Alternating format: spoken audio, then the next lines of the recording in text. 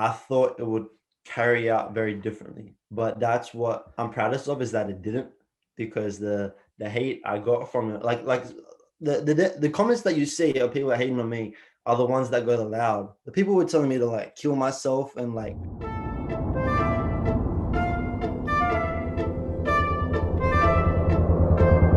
Rolling up entertainment. What's good, beautiful people? Welcome back to Rolling Up Entertainment, a platform to showcase the truth of creatives. It's a pleasure to connect you to individuals with different ideas, insights, and stories to elevate your thought. Today, we're tuning in over Zoom to Sydney, Australia. We have an individual that, in my opinion, is shifting the culture. He's one of the biggest supporters of the Australian music scene. And amidst his love for Aussie Hip-Hop, he's been able to establish a brand called Blood Juice, which covers all Aussie hip-hop, from interviews to his own directing to behind the scenes and many more. He's interviewed the likes of Icy Narco, Lazy J, DME TV, A-Girl, Husky, Mazi Rook, Mitcha the Menace, Sally. Complete, Sally with Day One, Lowkee, done countless of behind the scene coverings of Hooligan Hefs to OneFour and an incredible amount of others. It is a pleasure to welcome Blood Juice, aka Ryan Ridley, to the building at today's podcast. Yeah. How you doing, bro? Amazing, man. I'm excited to have you on today. Today's the day where you get to be on the other side, man. Yeah, yeah, man. It's different. It's weird. I'm not used to it, but I've always wanted to be. So like, it's good, you know. Well, I feel like I got a lot to offer as far as like insight and shit, and like just talking about shit and like my word. So it's dope to be able to do that, you know. Hey, say with your chest. I'm glad you're confident in that, bro. You literally have your chest out. You can say it with your chest. But yeah. So yeah. Look, before we begin chopping up what's happening with the current scene in terms of creativity, media, music, Ryan, I'd love to know, like you. I'm intrigued by you. That's why I've had you on as much as your brand. And you always seem to ask about the inspiration of others in your interviews.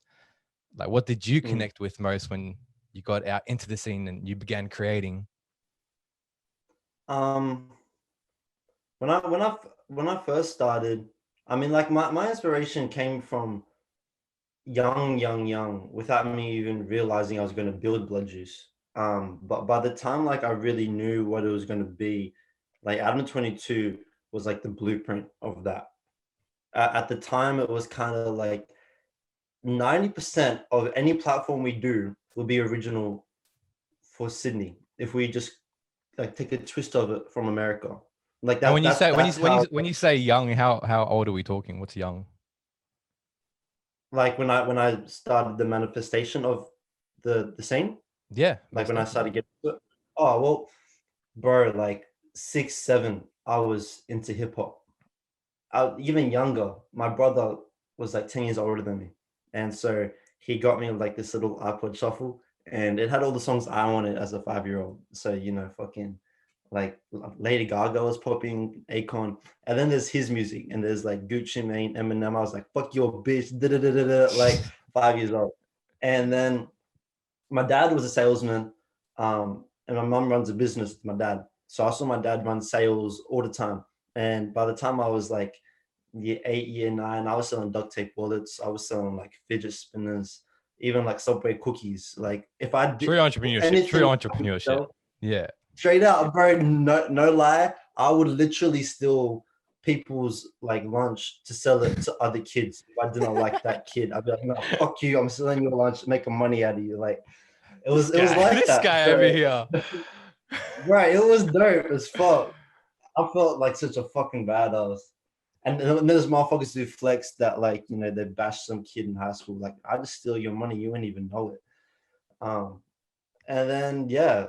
So how did that progress over time to connect with the current scene and get out there into the street, essentially, because that's what you're doing, and online? Yeah, I started a business that was actually Blood Juice. But the initial idea was to like, no, even before that. So if you want to go from the start, I wanted to manage businesses' social media pages. I went to every store in Hurstville, Westfield, asking if I can manage their social media.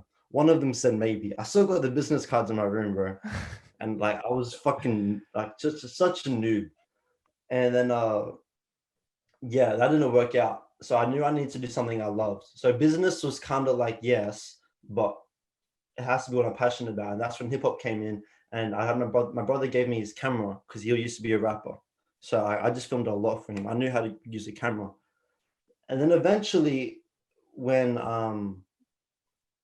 what happened? Blood Juice was going to be social media management for Like artists. a digital agency, like a digital agency, essentially. A digital agency for rappers. And then I saw so many rappers and I thought, he needs a video.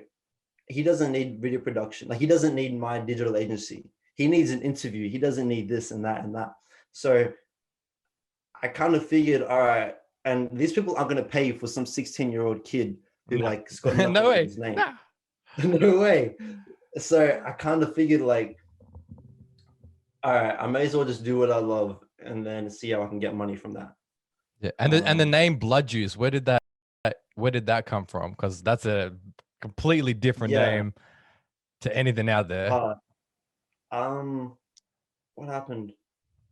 I remember I was upstairs in my house with Matt, my friend Matt Benson, and we were talking about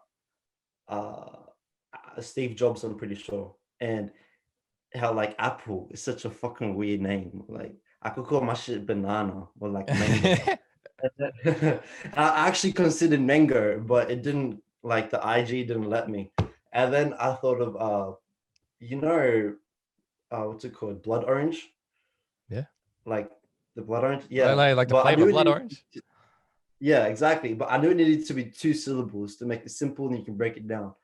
Like easy off the tongue, not too long. I knew that for sure. So blood juice is kind of like I swear that's your tag, bro. It's burping is nasty, bro, but it's your tag. On the beat. But yeah. So and then bro, I'm so used to burping now, I don't even like notice it. But yeah, and then so I put blood juice in on Instagram, it didn't come up, but I loved it. And then I thought of Boost Juice, and like Boost Juice official's name is Boost Juice AU. So I'm like, fuck it, just put that in.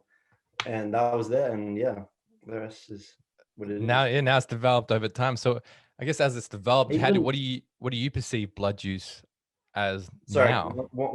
Even the logo, that's actually just from an app maker, like a logo maker. That's from an app. You can actually get this thing called Logo Maker, and you can actually get this exact same logo.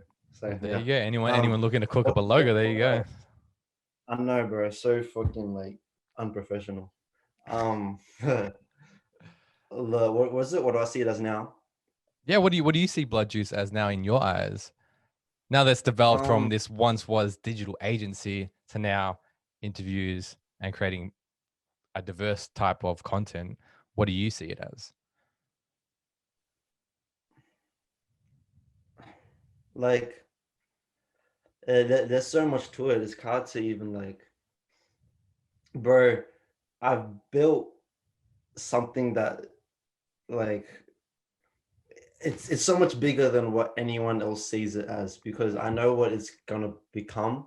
So, but it's funny because like I see it as the hub for Sydney hip hop, but more so in the term of like for 20 years time. You know what I mean? Long game. We're playing the long game. The same way, yeah, exactly. The same way we look at like London hip hop, and you want to see like Wiley spinning bars from on like GRM, and like when he was like low key as hell. That kind of shit. You know what I mean? Like I want to see all of that, and that's what I'm documenting. And for me, it's so much like it's more than just the hub of Sydney hip hop at this stage, because I feel like I've done more than just like entertainment content for hip hop. It's like there's inspiration in that, and there's like hope. For me, it's like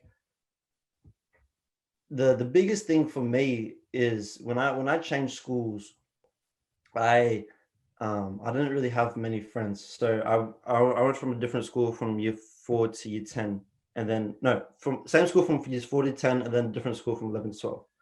And from like I started in year 11 because I was such a lonely cunt, like, and I loved my music shit. So I built something that was kind of like my community. You know what I mean? Yes, most definitely. Because I didn't feel accepted, and like I was such a Yeah, I felt 16, like such a 16, weak 16, cunt. 17, especially like, yeah, guys, we're all trying to find a community. Well, we all want somewhere to belong. And perhaps this was the one thing that you finally connected with. And you're like, yo, I got some passion for Exactly, this. This is fun. And then exactly. you're meeting a rapper and he says, yo, I like what you're doing. And that for a 16, 17-year-old Ryan, you're like, yo, that just affirmed all my limiting beliefs. Yeah, Yo, this is yeah, crazy. Damn, maybe I should do this. And it just keeps going. yeah. And the best part was I had that early. I met Khalid Mm. Rahim. You know Khalid Rahim? That name sounds He's familiar. yeah, he's a producer for like fucking Polo G, LAROI. He's worked for Rihanna, I'm pretty sure, Future, Zayn from One Direction, for a bunch of people. He's the best producer in the country, hands down. And Oh, damn, I that's a met him call. like That's a call. yeah, I met him like 3 months into starting. Because what I did was I looked through everyone LAROI was following, and then I hit up Khalid. Um, Wait, is that the DJ? Is he a DJ as well? Does he have long hair? mm, No, no, no, no, no, you're I'm thinking tripping. someone else. I'm tripping. I'm Yeah, tripping. Khalid Yeah, Rahim. go on, go on. Yeah, yeah. And then yeah, I hit up everyone that LAROI was following. And like if I can finesse my way through LAROI and then like work from that. Just basically like, high school shit and trying to get popular. And Yeah, then trying to go through the cracks. yeah. And yeah, so I hit him up and then he was like, yo, you free in like 2-3 weeks? And I was like, bet. So, like I was like, whoa. And then yeah, just he basically told me like you got potential, and for me that was enough. Like Mm. You just so, you and then, just grabbed it and you held on to it and you just moved with it. mm, That's awesome. Now let's I touch on still some of do your. now, bro. You still do what? I still do now. Like Yeah. that's like the main thing I think about more than like anything else anyone has ever said to me, because that was when I had like Really? 300 followers. Yeah, bro. I'm sure there's other things, but like that's been the main one because that was such a young phase of me and like so early, and he was like so established. So in those like I Go guess on. we'll touch on those downtimes when you I guess grounding yourself and you're overthinking a little bit of blood Mhm. juice. But let's jump into some of your content. How important have you found the diversification of your content? Because you're doing interviews, you're doing behind the scenes, you're doing your own directing, freestyle videos. How important have you found that to be? Yeah. I think it's like it's funny because I think it's good as much as it is. Uh, I don't want to say bad, but like uh hurts hurts my establishment or like branding or like image, because I'm not the guy that's known for just interviews or just music videos. Like, uh, people have told me quite a lot that I'm spreading myself out too thin. Um, and like well-known people in the scene as well have told me that. But at the same time, it's like if I can inspire that one cunt to do that one thing, like, and start that series, like a whole page of just like 3 episodes of something that I've done, and then bro, like I'm happy. So I think it's like it's really important in the sense of leaving a mark, and like you want to leave something behind for So that that's your next person why. to see. That's your why. Yeah, that's my why. That's definitely my why. Growing up, I watched like a lot of Giovanni Ruffin, this like wannabe NFL player, like mad motivational speaker, and that was like the main thing is like your why. You know what I mean? So yeah, that's the best way I can explain it. Most definitely. And then I admire that from you wanting to simply execute on content, put it out raw, put it out, Mm. put it out, not overthink it, production. So what are your thoughts on like not overthinking the quality of production? Because you just Again, record it's and put like, it out. yeah, yeah, it's like yeah, like you go to my first video. Did you see it or not? It's cool if you I've didn't. checked it There's out. no. I've checked it out. I've checked it out. Oh, you actually did? Yeah. Yeah. Um, yeah, it's from like I got it from Gary Vee, and it's just like just start, just do.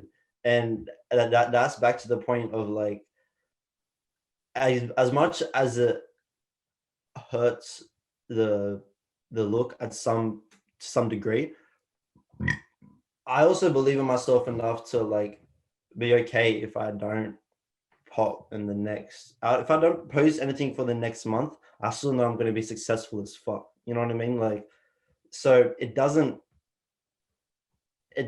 I have enough belief in myself to not stress it, It's like if I was that saying makes sense. before we started the interview. It's the truth. That's what Yeah, that at the end of the day, that's what it's that's going to be. It's the truth, and that's all that's going to matter. yeah. And it's like it's back to the point of I want to capture before they popped. And that's why I, like my most trending video right now is LAROI when he was like 13 years old. And it's just like a really, really raw video. And it's that kind of shit that is like gonna be interesting to watch. Now it's a bit different. Like I've taken a higher priority to better production. But for me, it used to be 60% quantity, 40% quality. Now it's like 51 to 49. All right. Like that's probably the best way I can say it. You know what I Yeah. mean? And you do have a ton of Um, videos on Instagram and YouTube. You got a ton. yeah, it's nuts. It's So crazy shit, bro. what's exciting you now at the moment in regards to content? Like what's catching, like what are you liking to make yourself and what are you seeing that's growing? Um, Is it the I interviews, like my lyric music videos, videos? bro. Yeah, behind the Yeah, scenes, yeah, I music love my videos. music videos, bro. They're fucking dope. Like, just the direction in it. Like, there's two coming up. I'm filming one at my house on the 15th, and it's gonna be like a full like family setting, well, like a trap song. It's gonna be so cool. And then I'm talking to, I don't know if I should say it, but I'm talking to like a guy that works for MTV, and the second music video should make it on there, so it'll be fun. That'll be fun. That's awesome, man. Now Yeah, you and it's like covering it's two in uh, one, like a no, series? it's no. It's what did I say? It's quicker money. Or quicker money. Is that what you said? Yeah, just Oh, just in terms because of music now, videos. No, because you can yeah, monetize. You can monetize. You know, you can't really monetize on an interview without advertisement. yeah, exactly. Yeah. So it just makes more sense. Eventually, in long run, like content, I want to be the Adam 22. I want to be able to, have a fuck ton of that. But right now, like again, it's production.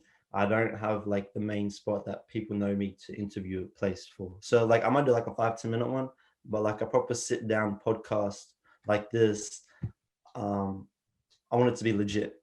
You know what I Yeah. mean? I can't have that fuck shit no more. Um, but once I do that, I do, and then everything is gonna be like, and then yeah, it's gonna be like that all the time. So it's Like gonna be, bigger yeah, it'll be artists. far more concrete. Far more concrete. Awesome. Yeah, far more concrete. That's the best way to put it. Awesome. Definitely. And I'm keen to ask about that towards the end of this interview, man. So Yeah, what drew you to the series based on Juicy News? That series that you had going. What drew you to that was cool. Yeah. Hmm. I think it was Adam 22. Yeah, I'm pretty sure it was. And then I just saw like a gap in the market, and I thought, all right, bet. I wanted to keep it up, but it was mainly just I didn't like the production enough, and like the edit, and then like is it worth the return? Like are people even gonna? And then when 24 Karat Kev started doing it, and it was actually better production, like what I wanted to do for Blood Juice, like with Red. I was like, fuck it, like let him do his thing and his scene. So, but yeah. if What's your time's right, perspective? What's your perspective in general in covering that type of content, drama? Like, what do you think like when is the time and place for that, if there is? to cover drama. Yeah, because that's what I mean. Juicy News is it's drama. Yeah, I mean to a degree, because like I don't mm, like the way I saw it, the way I planned it and envisioned it was like new, like latest release, but don't cover the beef. You know what Uh, I mean? My yes, my I'm biggest thing following. has always been like whatever can separate the culture, put that like at the end. Like, don't do that.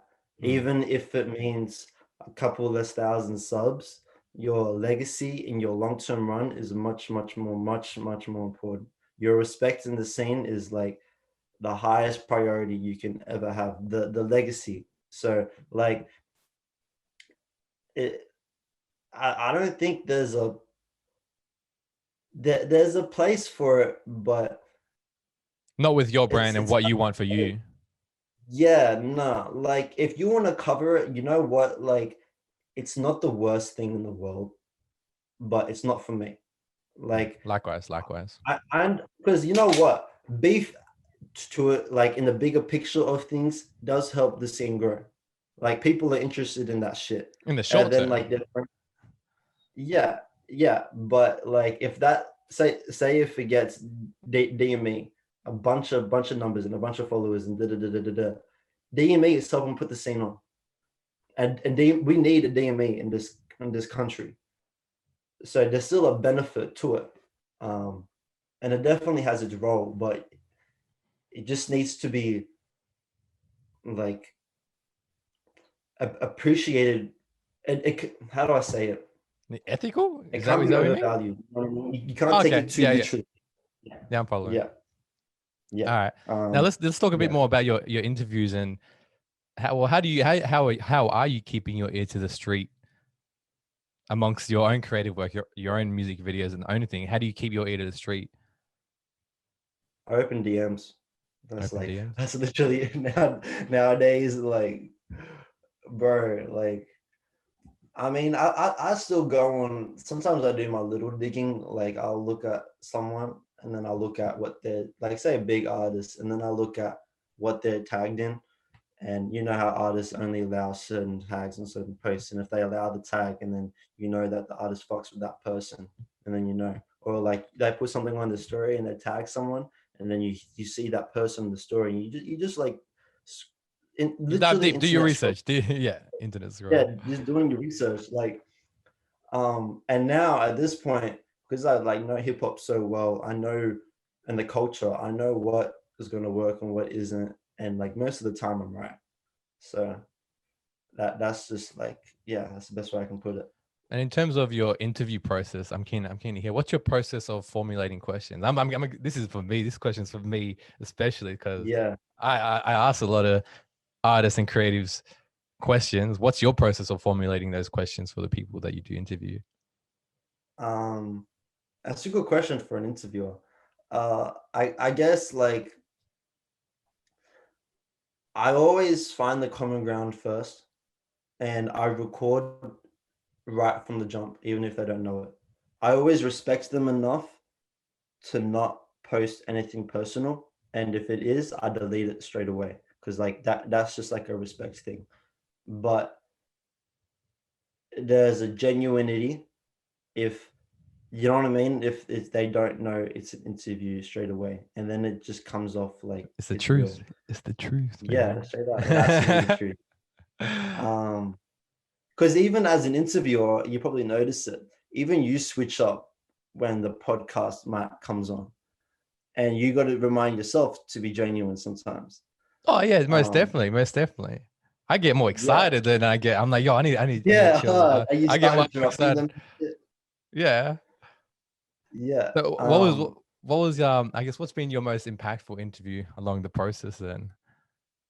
Something that's really stood out, like for you, Ryan, not the brand, but more so you, Ryan. Like what's something that's really stood out to you? Yeah. Hmm. Probably Sully.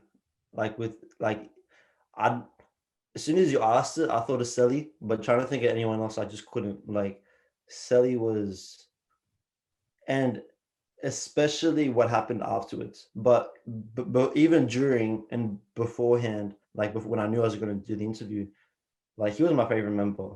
Like that verse, Sully 1-4 for the win. Oh, but so I was like fucking like losing my shit. I actually was like when I actually got the phone call. I actually was taking this shit, and I was worried that she wouldn't, like the person calling me wouldn't know that I was like plop plop plop. But This guy. Sorry, too much detail. But yeah, so and then yeah, like but then You're afterwards, something else, sorry, the bro. You're something else, bro. bro, I just don't feel the need to lie or like keep shit under wraps. Like, It's funny. It's funny. thank you. And then yeah, and then after it was the impact was like the hate I got from it. And I admit it wasn't my proudest interview. It definitely like I was so excited and so nervous, and I thought it would carry out very differently, like that interview. But that's what I'm proudest of, is that it didn't, because the hate I got from it, like the comments that you see of people hating on me are the ones that go the loud. The people were telling me to like kill myself and like crazy shit. So like some of them were funny. I'd tell them to go back and play Fortnite and shit. But I just kind of had to, I didn't delete YouTube. I read all the comments on purpose. So what was it? Like, What was it build a about it that was mental activity. impactful then? Was it that you Yeah, one I'll got to get do it into it now. because you were a fan? Oh, you jump in. Yeah, no, well, it's the impactful bit was like building that mental artillery of like, I'm gonna read these comments and I'm gonna change everything about the next big interview I have. You know what I mean? Like, Okay. I learned the interview after that. I interviewed Lowkee, and that was so much better. Like one of my best interviews. Yeah, I like that. I like that. Yeah, and it, growing up, I never gave a fuck. But after that interview and seeing the comments, I gave a fuck less. Just You know what I elevated it mean? even more. Elevated it even Yeah, more. yeah. So I waffle sometimes, but like I get back to it. Hey, we're here. Yeah, So you came back around. You came back around. yeah, So yeah, within your documentation of behind the scenes content, what are you wanting to truly capture?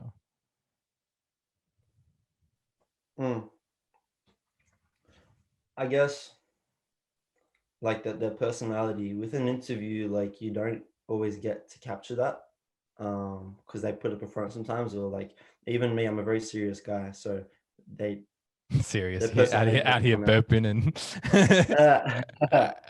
and Sometimes I can be, but I'm a deep cunt sometimes, especially with interviews. So behind the scenes makes it like entertaining, and it grabs an insight on what it's like in the scene and the culture, and how shit just gets done. Like that's the best way I can put it. It's it's what a behind the scenes is. It's like learning about the artist, not just the art. So yeah. And you're yeah. saying your development in terms of interviews has been like developing, and obviously you're recording more. So besides that skill of putting out content and doing the work of the interviews, are you doing anything outside of that to help that skill? Oh, like interviews? Yeah. Yeah. Nah, but I think, see, like I say no, but I'm sure I am without even realizing it. Perhaps like Like when I talk subconsciously to you people, are. yeah, because like even like little things, like the business runs on my mind 24/7, and I'll be like talking to people, and I'll be having an interview and they don't even know it. Like I remind myself, all right, if this was an interview, like would you talk or would you keep on like what would you do? You know what I mean?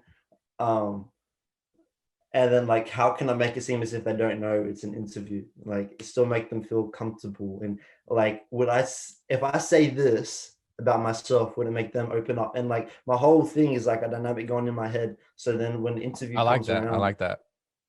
yeah. Oh shit, my camera should be good. But yeah, so it's dope. Let me just see my camera. Hold on. No, you're good. You're good. All right, sweet. Yeah, it's a bitch sometimes. I need a new lens. We good? Sorry.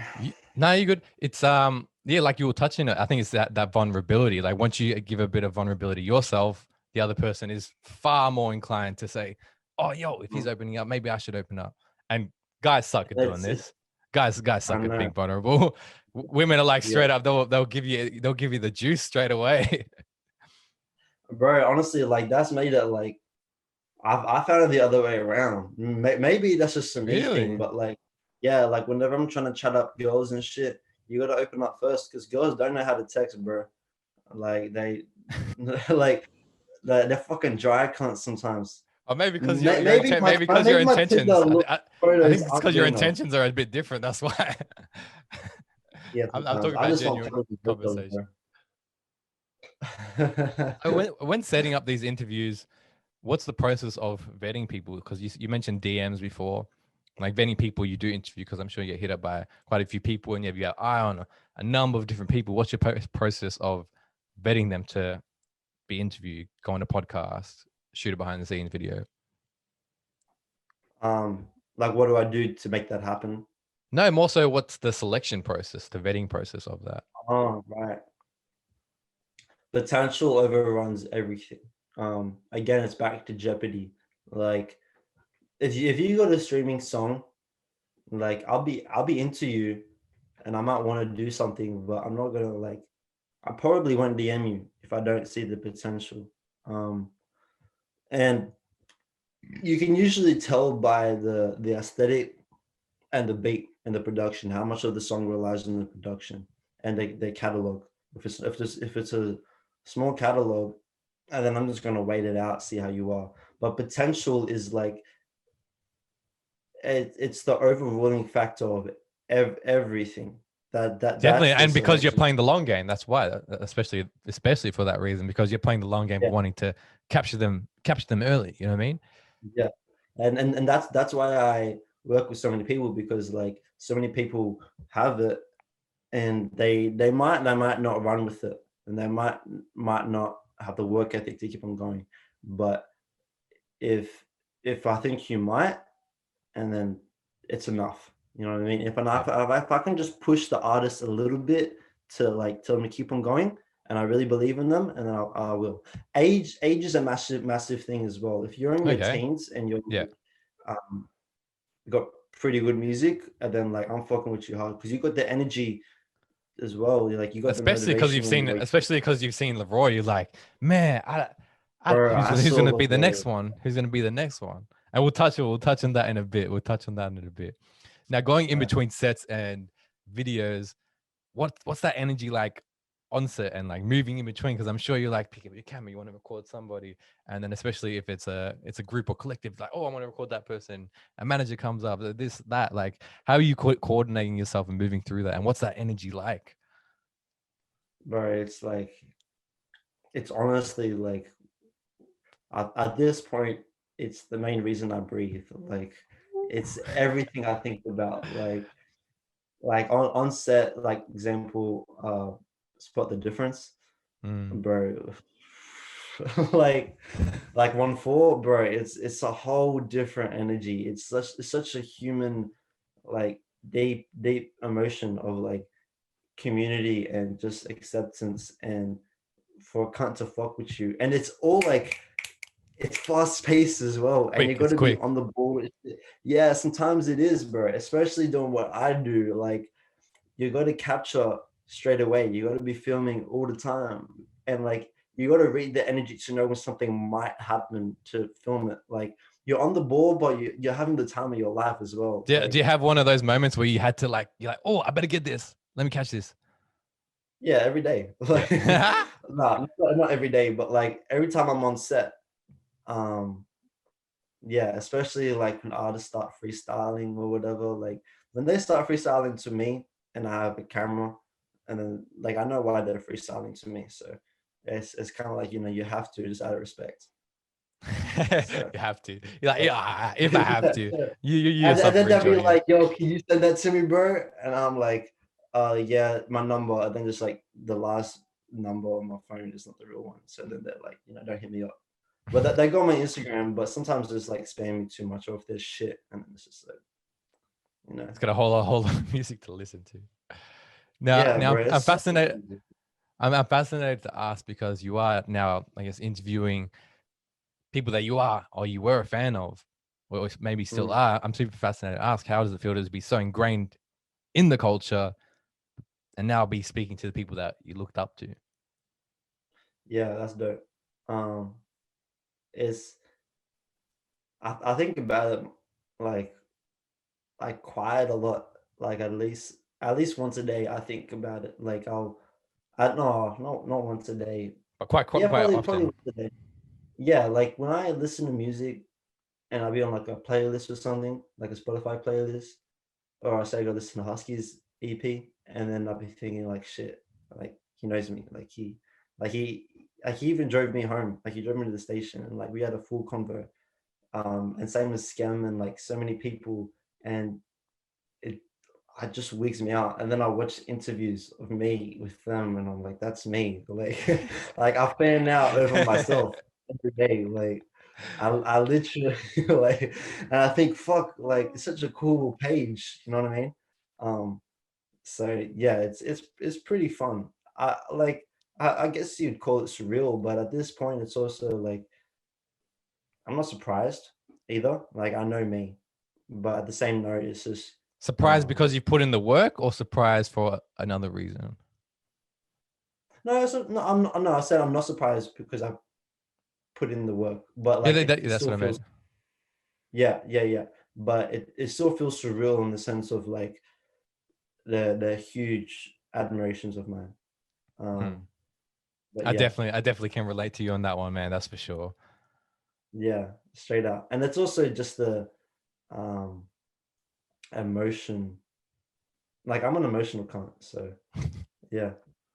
Who else have you interviewed that's been like, Well, even I guess my first one of JC, like I was a massive fan of JC, incredible, yeah, massive fan. I was like, yo, it would be like one day I want to interview JC. It was one of those things like one day down the track I'll interview him, and then yeah, it ends up being the first person I ever interviewed, and that's dope. that's just like that's nuts for me. That really tripped Yeah, me out, and exactly how you were. I'd be looking at old videos. I'm like, yo, like I really did that. And I feel yeah, like hard. so many people can do that when they once they execute, just purely execute. Like you were saying, just put it out. Literally just put it out. Yeah, Stop overthinking it and put it out, or just send that DM. Record your video, yeah, like that one video. Record yourself rapping, record yourself painting, whatever creative work, whatever business you're trying to pursue, job, whatever it is. If it's you'll look back on it because you're not playing for tomorrow. You're playing for the long term game. mhm. Because and like and I think what I did in the sense, like, and what you did as well, in the sense of like just putting shit out, it runs through your whole life and it carries through to the people that are around you as well.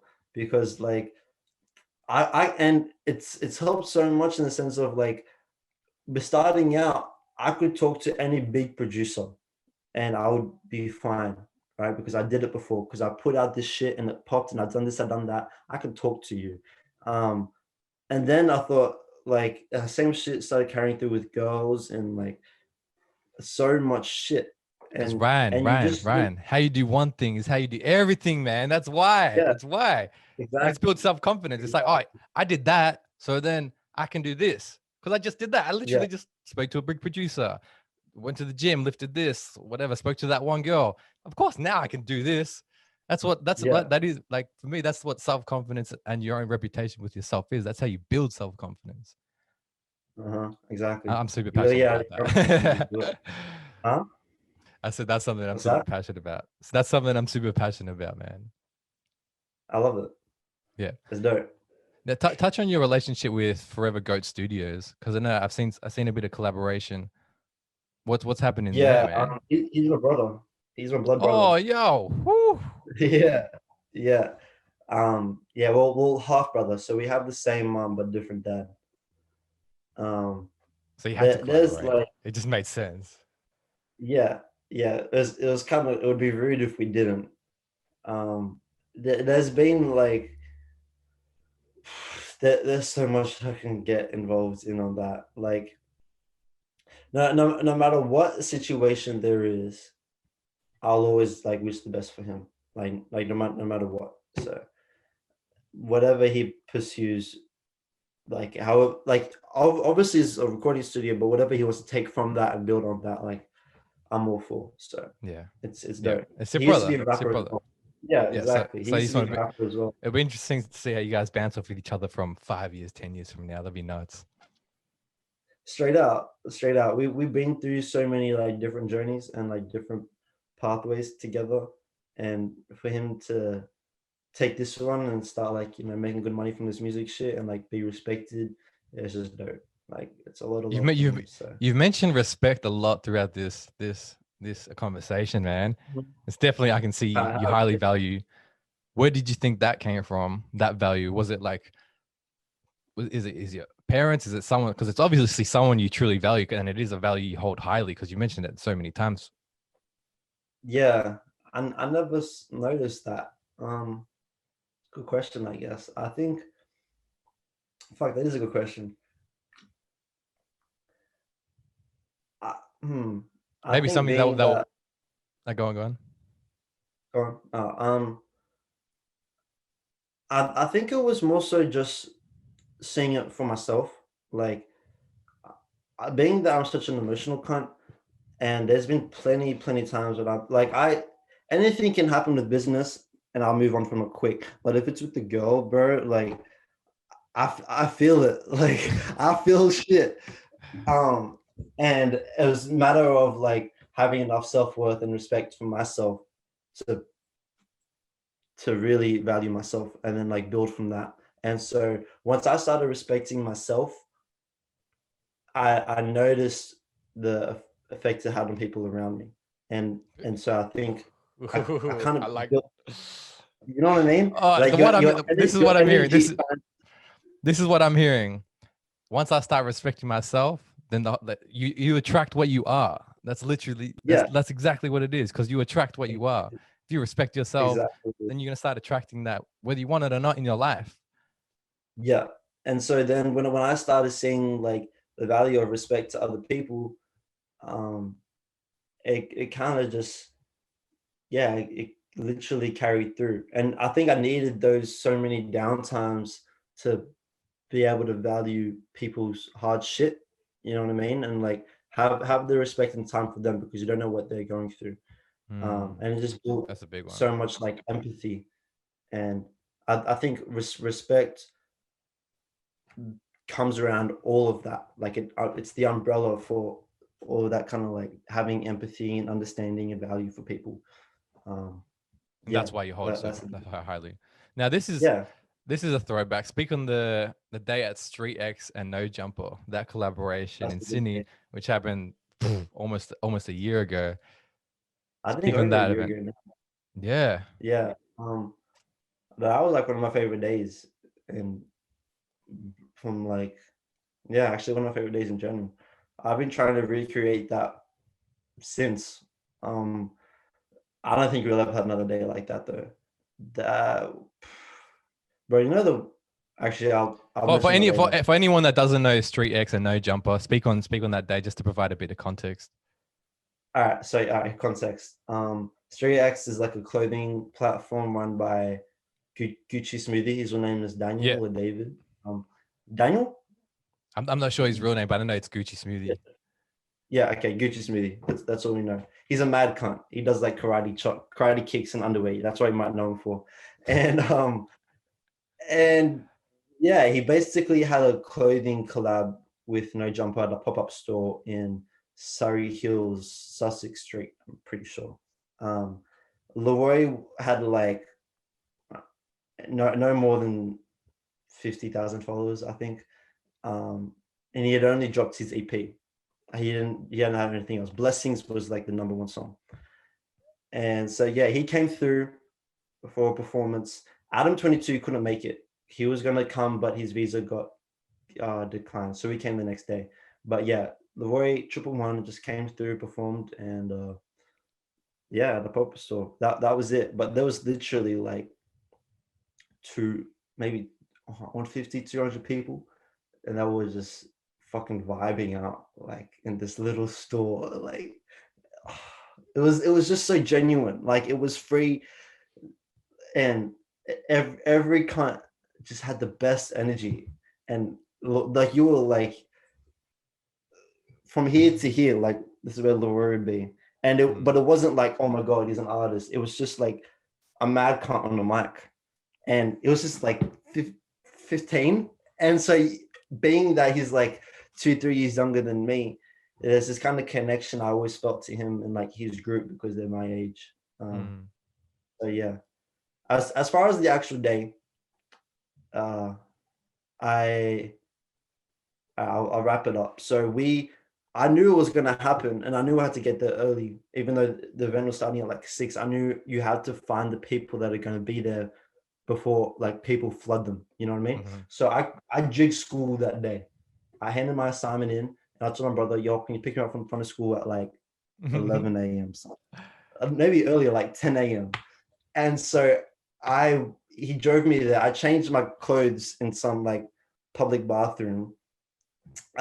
And I just waited at the front of this store, kicking it. Became friends with like the store owner. I met my new cooks. We became friends.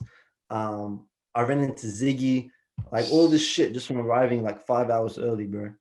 And then yeah, and then I ran into Triple One. Funny enough, this is the cool shit. So I met Triple One.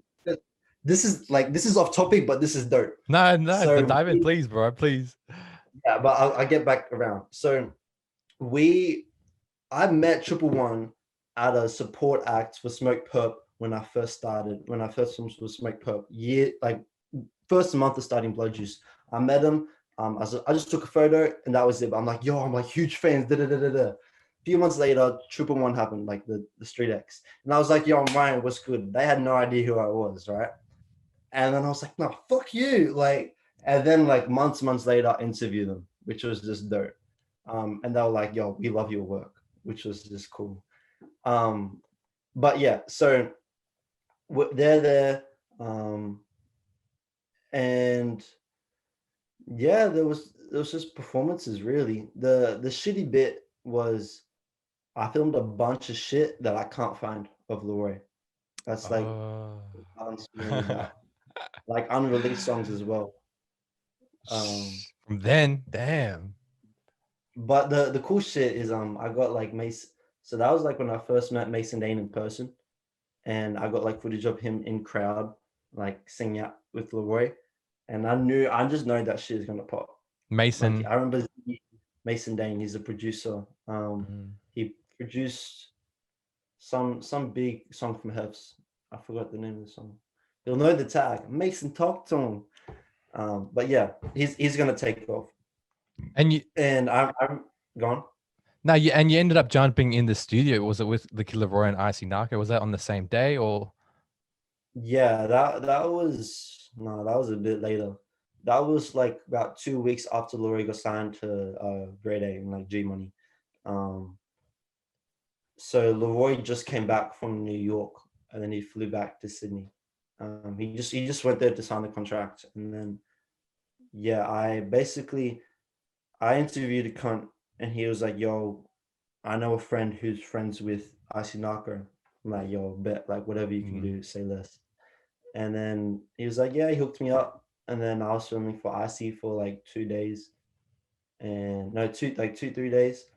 Funny enough, I'm pretty sure the actual reason that whole day happened was because we were meant to do an interview and they took too long to do the interview. And so we eventually did it, but they missed their flight. So later in that day, like they weren't going to catch a flight to the next day. So later in that night, they went to the studio, and that's when the LAROI thing happened. So you just you're just tagging along with Icy Narco, and you didn't expect LAROI to even be there. Yeah, straight up. No, I got a call from his manager, and he was like, "Yo, come studio right now." And I was like, it was like 11 p.m. I'm like 16, and like I think it was a school night. So, but I'm like, yo, I'll say that. So I just snuck at the house. He paid for my Uber there and back, which is like $40 each way, which was dope. 16, you're like, oh yeah, say less. Yeah, straight out. And then yeah, like I get this one guy. I don't even want to say his name because he's a fucking drunk. But he was like, yo, LAROI's coming. And I'm like, yo, bet. So, and then I saw him and it was just kind of surreal. But yeah, he dapped me up and we spoke a little bit. The part I'm spewing most about was like, it was like 5. He got there at like 4-ish, I think. I don't know. But I had to leave by like 5-ish because if I got home too late, my parents would find out that I wasn't home. So I Yeah. got home like 20 minutes before they woke up. But like LAROI was about to play unreleased shit. We were having like a proper Uh, convo. And you know, like it's gonna be years if that shit ever happens again. I'm gonna have to like but you know what? It's just like the way I perceive it, it's like it didn't happen because it's gonna happen later. yeah, exactly. I watched this Travis Scott doco and there's one shit the mayor says to Travis and he's just like your fuck ups are this fuck up is meant to happen so then the next kid can see you like make it past that. You know what I mean? Like I like that. there's so much, yeah. There's more to your fuck up than just a lesson. There's inspiration in that. I So like that. I really like that. Damn, that's yeah, powerful, man. Now let's touch on the music scene at the moment because we're talking last year. Let's talk on yeah. right now in regards to Sydney and everything that's happening there because it is the core attention of Aussie hip hop. Um, Specifically with yeah. media, how are you seeing different media channels and all these channels progressing within that area? I think I won't be surprised if TikTok becomes a streaming service. Um, songs are going to be no longer than 2 minutes 30, at least no longer than 2 minutes.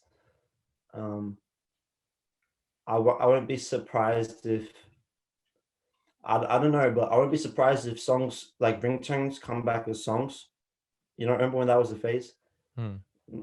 Um, I think Instagram is the Facebook of 2016, and I think TikTok is the Instagram of 2012.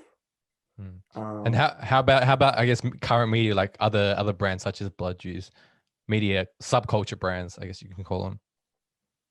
oh, like what do I think of them? Yeah, in terms of how they're progressing alongside Blood Juice. Yeah, right. I think there's a lot of labels and companies that are they look like they're run by a label because they're so like politically built. Like they're built on politics, and they're very surface level questions. Not to say that it's like bad for the culture, but I think there's can be so much more in depth shit that is like lacking because they're lacking the bigger picture and the bigger vision. In terms of, so you're Um, talking about interviews, yeah? yeah, Assume, well, yeah. yeah, I'm talking about media platforms that run interviews. If you're talking about media platforms in general, I think there isn't many other media platforms that don't do interviews. Every other media platform is just like a fucking repost. Like they look just like a fan page of the culture. Like Yeah, yeah. it's not really a media platform. It's just a fucking like, oh, that's a cool video. Let's post it. And Yeah. like where's the originality? Where's your logo? Where's some original content that's gonna Where's last? brand? Where's There's none of brand? that. Yeah, where's brand? Yeah, where's brand? It's not there. Yeah, It's yeah. just like Oz rap, Oz drill underscore 2. Like, get the fuck out of here. Like it's cool, but like, and you know, nah, I shouldn't say that because there's actually value in that. Like, but it's too much of it when you look at what could be done. So it's like, I guess you could say it's That's saturated. It's a bit saturated in that sense. yeah, but not in like a bad way. It just lacks originality. All That's right, all. cool, awesome. Yeah. Yeah, which artists are you Yeah.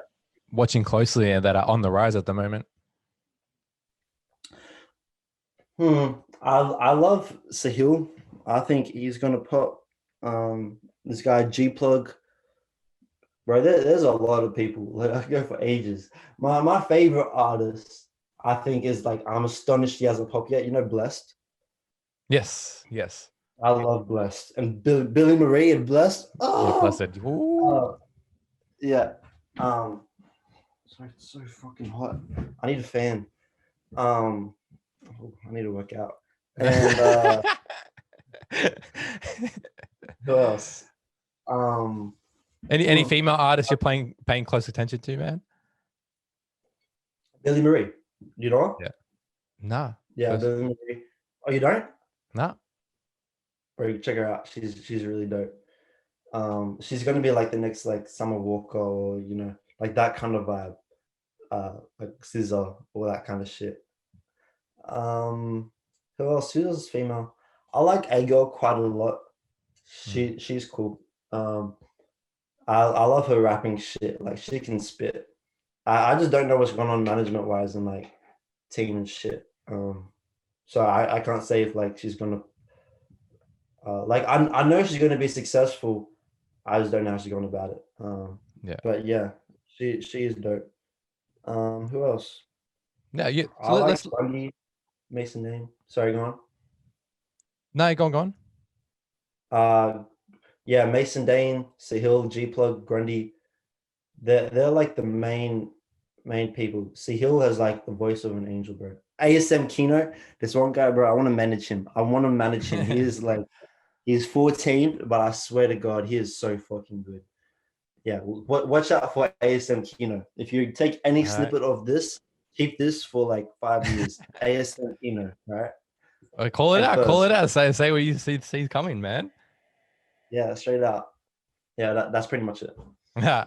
Now, in regards to, I know in interviews you love to ask people about their biggest challenge along their journey. What have been some of the pivotal moments for yourself, man?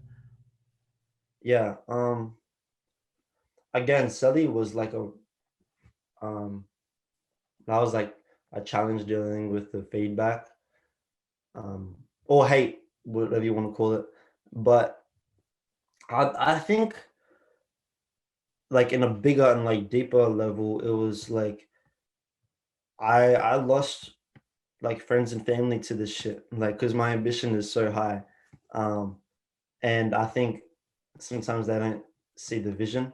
Like not that I ever wanted to lose them, but there's so many times when like friends say, oh, get me with this artist, get me with that artist, and obviously I want to help them, and sometimes I do, but they see it as like, you're not doing shit for us. You changed since like you've worked with da da da da, and I'm working with my friend's favorite artist. I show them, my friend's music, and if the artist doesn't fuck with my friend, and then they blame it on me, you know what I mean? Or like they say, you're acting too cool for us now and all that shit.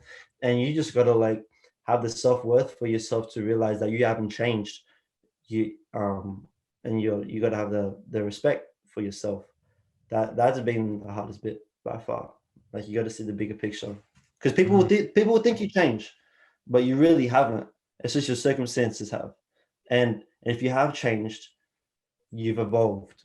Don't like I didn't come in this shit expecting to be the same person I was when I started. So don't like Woo! and people Man's on and fire, bro. Spit it.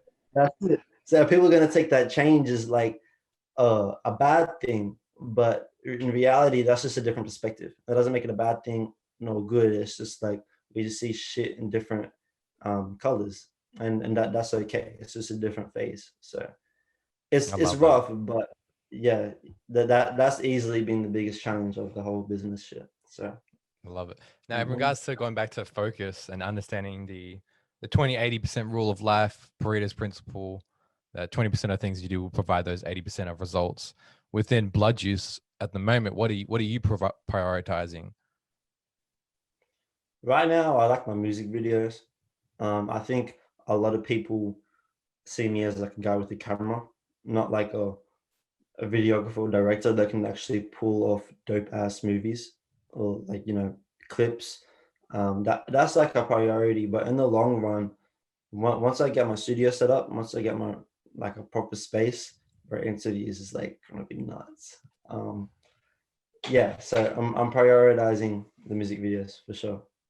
Awesome, man. That's Now let's touch on 2021. What are you most excited about coming into the year, man? ooh, probably music videos. Like, Yeah. yeah, like I'm sure there's more to it. Like there's like I got a goal list of shit. I want like a Bludgers website. I want written form. I want 5K subs. I like if I can get at this stage, Blood Juice is paying for like half my income because I'm like a personal trainer as well. But if I can up that to like most of my income, oh, sorry, and then it's gonna be crazy. So yeah, the financial standpoint is definitely a priority. Even though I'm thinking long run, Just want to shift it. Yeah. Yeah, like still think bigger picture, but you got to value your production and money really. Yeah. So yeah, And that's like what types of collabs can we see in the coming year, man? I don't know much else to say. You know what? There actually isn't many. Like I wanted to do like a Blood Juice EP, like you know Before the Storm from like uh what's it called? Uh, fuck, What do you mean? What do you mean by an EP? Like you know Internet Money, but Before the yes, Storm, yeah. Internet Money. Yeah, I wanted to do something like that for Australia. Oh, So I was gonna have okay. like major collab there, but like mainly because of a lack of time on my end and lack of communication as a team, because it's not something I could do by myself. It didn't end up happening, but I was gonna get major collabs on that, and I still might like a little one or two Something to songs. consider in the future. Definitely. Yeah, and you know what? Like I wasn't gonna say it because you don't know what might not happen. But if it's one cunt that like gets inspired by this and takes that idea and runs with it, and then like good on him. So yeah, major collabs. I can't even think of any. I've been talking with like a little bit with Enter. Who else? There you go. For Bro, anyone there's that's actually listening, wants to collab, hit there up Blood actually Juice. isn't much.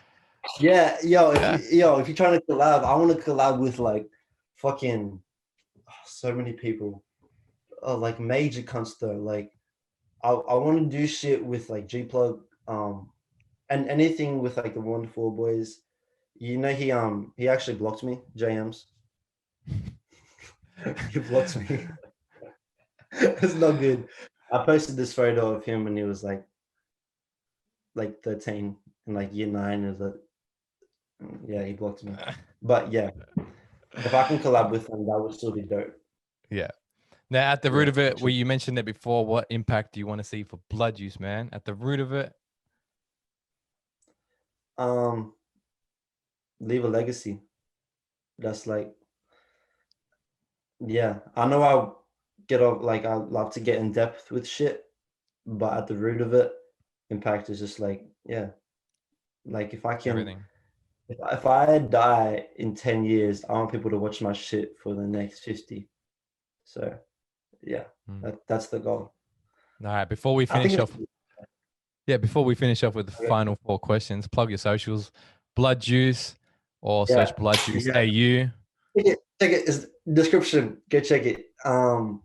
We got Blood Juice AU, Blood Juice 23 on Twitter, Blood Juice 23@gmail.com. Shit, that's it. Blood Juice on YouTube. Awesome. You know, the reason I did 23 was because I added 22. That's why all my socials are 23, because it's like I'm following. not, you know. I'm following. Yeah, you can find us at Rolling Up Entertainment. Now, the final 4 questions, you can answer these in 1 sentence or less. Okay. Question 1. Name 1 underground Sydney artist you see blowing up in the next 2 years.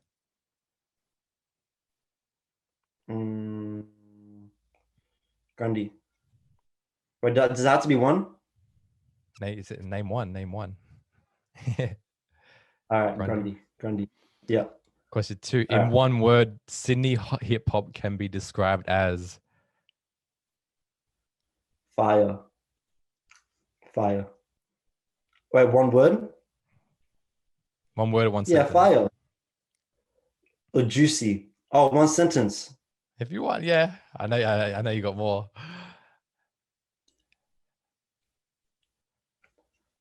Fire with a tad of fakeness or tackiness. Ooh. That's yeah. I like that. Okay. All right. Yeah. If I can Too interview, fake. if I can interview anyone, it would be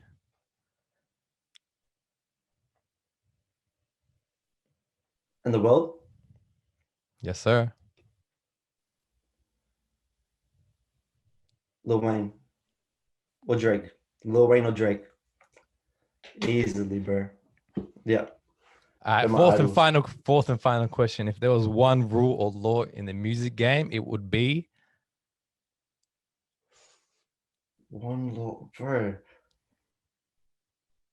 One law in the music game. one rule in the music game. It would be